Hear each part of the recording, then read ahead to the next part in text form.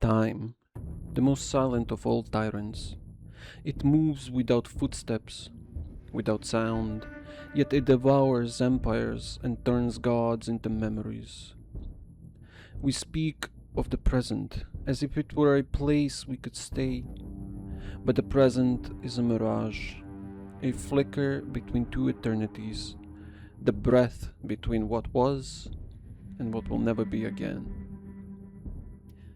We try to live in that breath, but we are creatures of remembrance, haunted archivists of our own stories, wandering the corridors of what has already passed. We live in the past because the past is the only thing that listens. The future mocks us with its silence, but memory whispers back. We replay the same moments, carve them into monuments, build our identities upon their ruins, and in doing so, we forget that life is not meant to be repeated, it is meant to be lived. We are historians of our own decay, scribes of vanished days, chasing ghosts that dissolve when we reach for them. We call that nostalgia, but it is grief, grief in disguise. We glance toward the horizon and call it hope, but we gaze upon it with fear. The future, a faceless promise, both holy and horrifying. We measure our worth in the distance between dreams and death, pretending that tomorrow is a guarantee and not a fragile rumor. We destroy the present in the name of what we expect to find next. We sacrifice the only moment we possess to gods of what might be.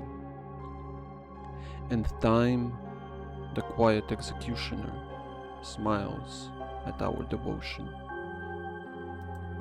Each of us carries a gravity, a private black hole where our thoughts spiral inward, where light itself hesitates to remain. We stand at the edge of ourselves and mistake reflection for revelation. We reach outwards into infinity, searching for meaning amongst the stars, when the universe we seek has always lived behind our eyes. We do not fear the darkness beyond. We fear the one within. The mind, endless, the soul, collapsing and expanding in the same breath, a cosmos pretending to be human. But must we always live as captives of time? Must we accept the slow disintegration with bowed heads and quiet surrender? Even in the face of the inevitable, we must resist. To be human is to rage against the silence, to light a candle knowing the wind will come, to build meaning in defiance of a universe that offers none. Every thought, every heartbeat is an act of rebellion, a refusal to go gentle into the void. We are the cosmos remembering itself. We are the brief consciousness that declares, I was here.